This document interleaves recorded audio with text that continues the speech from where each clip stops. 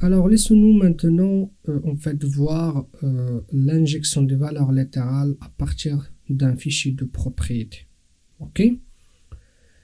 Pour la partie pratique, nous allons voir deux types d'injection de valeurs littérales. La première, c'est en utilisant la notation @value. Et celle-ci, vous le connaissez déjà, nous l'avons utilisée avant. Et du coup, je ne vais pas répéter l'explication de l'utilisation de la notation @value. En deuxième lieu, nous allons utiliser seulement formConfig, notre classe formConfig, pour faire l'injection de ces valeurs-là qui sont stockées dans le fichier de propriété. Ok? Alors, je vous dis, restez avec moi, je vais vous expliquer tout cela en détail. Ok, comment ça va être tout cela sur Spring en utilisant formConfig? Ok? À ce stade-là, je suppose que dans votre classe rectangle, vous avez l'attribut libellé de type string et x, y et z, si vous voulez, de type langue. Voilà. Donc, comme vous le saviez déjà, vous avez la notation @propertySource qui permet d'indiquer à Spring quel fichier de propriété elle va charger au moment de démarrage. Donc celle-ci, ou bien cette annotation, est indispensable, soit en utilisant la notation @value pour faire l'injection, ou bien en utilisant cette méthode. Ok? Ça c'est ok.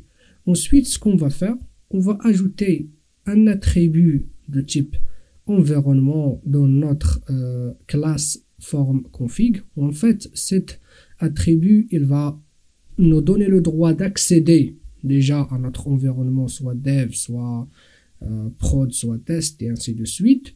Et aussi va nous donner le droit d'accéder, ou va nous permettre plutôt d'accéder aux valeurs qui sont dans notre fichier de propriété qui est affecté normalement à notre environnement.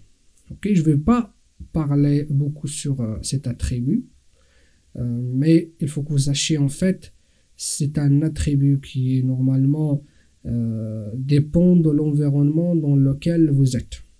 Et d'ailleurs, il va charger en mémoire les fichiers de propriété selon l'environnement lequel vous êtes. Ok? Après, si vous voulez plus d'informations, cherchez sur Internet. On a utilisé la notation @AutoWhile, c'est juste pour injecter le bin qui est déjà proposé par Spring. Ok, très bien. Ensuite, on va utiliser cet attribut afin de récupérer les valeurs qui sont stockées dans ce fichier-là. Ok, comme vous voyez ici, on va faire tout manuellement. Ok, on a rectangle.setLabelé et on va faire environment.getProperty. On va donner le nom de notre propriété.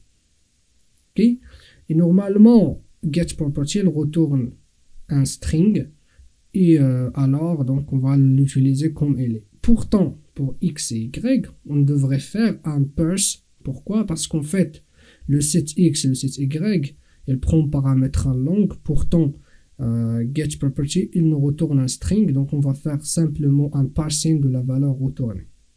Ok? Et à la fin, on va retourner notre rectangle. Ok? Très bien.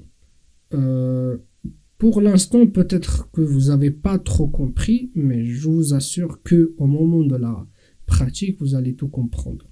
Ok? Alors je vous dis, restez avec moi, nous allons faire un exemple là-dessus. Mais comme j'ai dit, on va faire au début un exemple concernant la notation @value. Et après, on va faire un exemple en utilisant cette méthode. Ok? Très bien.